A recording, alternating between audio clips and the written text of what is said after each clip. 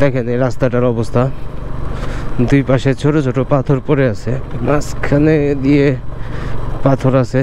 তো রাস্তাটা বেশি সমান না, মাঝখানে মাঝখানে যে উঁচা উঁচা পাথরগুলো আছে এগুলো দিয়ে বাইক চালাইতে খুবই কষ্ট হইতেছে। এই যে জানি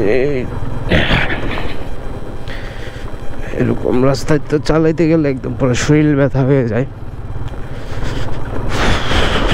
দেখছেন অবস্থা কি। পিলিছর বাজার থেকে আমরা প্রায় 13 কিলোমিটার পার করে আসছি, পিছে একটা বিশাল বড় বাজার রেখে আসছি। আর এই যে এখন ঢাল নামতেছি, আমার বাইকের স্টার্ট বন্ধ হয়ে গেছে।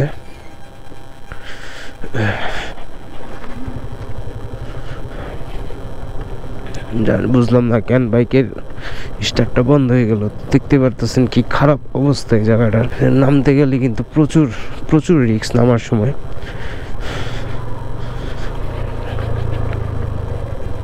এই জায়গাটা আরো ভয়ানক। এই পাথরগুলোই, বড় বড় পাথরগুলোই হলো ঝামেলা। মাঝখানে সিমিকোট পর্যন্ত এরকমই অবস্থা হবে রাস্তার। কালকে ভাই বলছিল খুবই বাজে রাস্তা।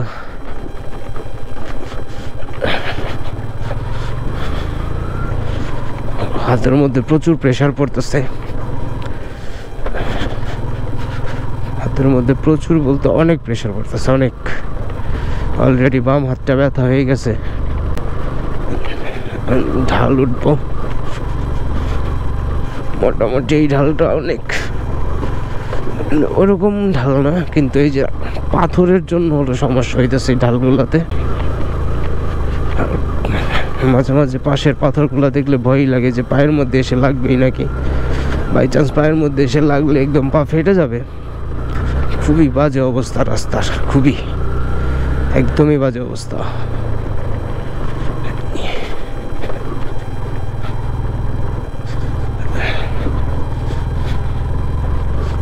ওরা সবাই আগে চলে গেছে, আমি পিছে পিছে আস্তে আস্তে যাইতেছি। ওরাও আস্তে আস্তে যাইতেছে, কিন্তু আমি একটু গ্যাপ রাখতেছি, কারণ ধুলাটা এসে লাগলে খুব খারাপ লাগতেছে।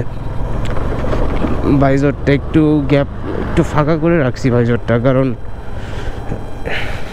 ঠান্ডা লাগছে তো, মানে দম নিতে একটু কষ্ট হয়। তো এই দেখেন এই জায়গার পাহাড়টা কিন্তু একটু অন্যরকম, মাটি মাটি পাহাড়। যত জায়গাটা তো আসলে ল্যান্ডস্লাইড হবে। এই পাহাড়টাও দেখেন পুরো মাটি পাহাড়, পাথরের পাহাড় না এটা, এটা কিন্তু মাটির পাহাড়। এই পাহাড়টাও দেখেন মাটির মতন, কোনো ই নাই। এই পাহাড়গুলো একটু ডিফারেন্ট। আর সামনের ভিউটা দেখেন, যে পাহাড়ের জায়গায় জায়গায় জায়গায় জায়গায় মেঘগুলো আটকে আটকে আছে, তাহলে কিন্তু দেখতে খুবই ভালো লাগে। এখানে যেরকম জায়গায় জায়গায় জায়গায় জায়গায় মেঘ আটকে আছে, আর লে লাদাখ গেলে দেখা যায় রাস্তার মধ্যে যে প্রত্যেকটা পাহাড়ে, প্রায় সব পাহাড়ের মাথায় গ্লেশিয়ার্স জমে আছে। এখানে এখন পর্যন্ত আমরা গ্লেশিয়ার্স দেখি নাই, হয়তো সিমিকোট যে দেখতে পাবো। তো দেখেন ওই যে সবাই যাইতেছে, আমার গ্রুপের সব সামনে যাইতেছে, আমি পিছে পিছে আস্তে আস্তে একটু গ্যাপ রেখে যাইতেছি। অতটাও গ্যাপ না, জাস্ট একটা গ্যাপ রাখছি, কারণ যেন মাঝে মাঝে পাহাড়ের আগা বাঁকা মোড়ে এদিক ডানে বামে চলে যায়, তখন মনে হয় যে অনেক দূরে চলে গেছে, আসলে তা না। এই যে মোড়টা যেরকম আমি পার হওয়ার পরে দেখা যাবে, আবার দেখতে পাবো, এরকমই আসলে।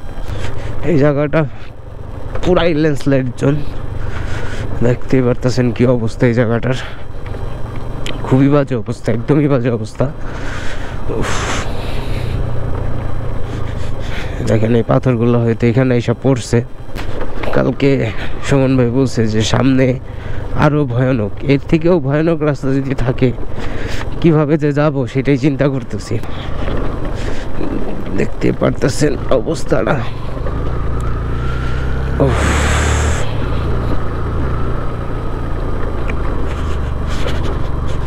এই কয়দিন শরীর ব্যথা হয় নাই, মনে হইতেছে আজকে শরীর ব্যথা হয়ে যাবে একদম।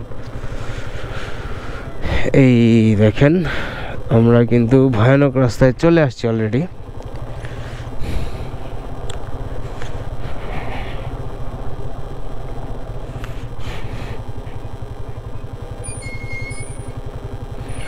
নাইমা দাঁড়ান। তো দেখতেই পারতেছেন পুরাটা রোড কিন্তু বালি, একদমই বালি।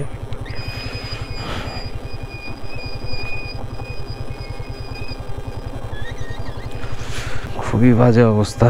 এখান থেকে একবার স্লিপ করে পড়লে একদম নদীতে পড়ে যাওয়ার পর হারায় যাইতে হইব, আর কোনো কথা নাই, খুঁজে পাওয়া যাবে না আর কোনো দিন। এই যে হলো অবস্থা রাস্তার। যাক আলহামদুলিল্লাহ ভালো মতন নামতে পারতেছি। ডান সাইড দিয়ে তো ভুলেও নামা যাবে না, এটা কিন্তু ভালোই এক্সট্রিম, একদম এক্সট্রিম ঢাল, যা দেখে বুঝতেছি। ঢাল নামাটাই আসলে অনেক কষ্ট। এই জায়গাটা যদি আমাদের উঠতে হইতো হয়তো এতটা কষ্ট হইতো না। হ্যাঁ, যখন আমরা ব্যাক করব তখন এই জায়গাটা দিয়েই উঠবো, কিন্তু হয়তো তখন এতটা কষ্ট হবে না। এই নামার সময় যে কষ্টটা হইতেছে দেখেন, এই জায়গাটা কিন্তু আসলে একটু মিস হইলেই শেষ, পড়ে যাব। একদমই বাজে অবস্থা এই জায়গাটার। গ্রেনেড দিয়ে হয়তো পাহাড় ভাঙছে, যেরকম আমরা দেখছিলাম ইন্ডিয়াতে।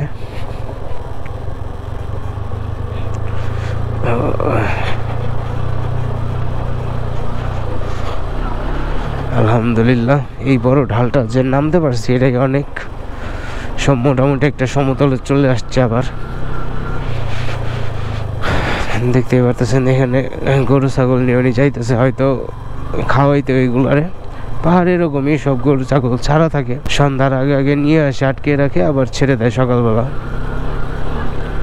তো কথা বলতে বলতে আবার কিন্তু চলে আসলাম আরেকটা গ্রামে। এটা আসলে এরকমই না, ছোট একটা গ্রাম, অত মানুষ নাই এখানে, কয়েকটা বাড়ি আছে। তো ওই যে দেখেন কিভাবে ওরা গরু ছাগলগুলো আটকে রাখে, এখানে কাটা তারে বেড়া দিয়ে চারপাশে মাঝখানে করে আটকে রাখে। এই গ্রামটাতে হয়তো বেশি জনগণ বসবাস করে না, কারণ অল্প কিছু বাড়ি ঘরই দেখলাম। এই সাইডের গ্রামটা দেখতে পারতেছেন অনেক সুন্দর, এই সাইডের গ্রামটা। তারপরে এই যে ওরা যেভাবে আসলে ধান গাছগুলা বুনে, দেখতে আসলে অনেক সুন্দর লাগে। সাইডটা আসলে অনেক সুন্দর দেখতে। সামনের ভিউটাও মোটামুটি মাশাআল্লাহ অনেক সুন্দর। ওই দেখেন কিভাবে পাহাড়ের মধ্যে মেঘগুলা যে আটকে যাইতেছে, ওগুলো আসলে দেখতেই ভালো লাগে। আর সাথে রাস্তার অবস্থা খুবই বাজে। দেখেন কি পরিমাণ ডেঞ্জারাস রোডে ঢুকে গেছি আমরা, একদমই ডেঞ্জারাস, পাথর আর পাথর। এই রোডটা কিন্তু একদমই দেখছেন অবস্থা কি, রে বাপরে বাপ।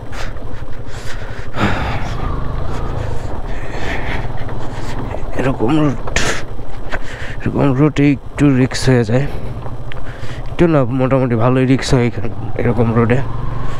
যাক ভালো মতন পার করে আসতে পারছি, এটাই অনেক।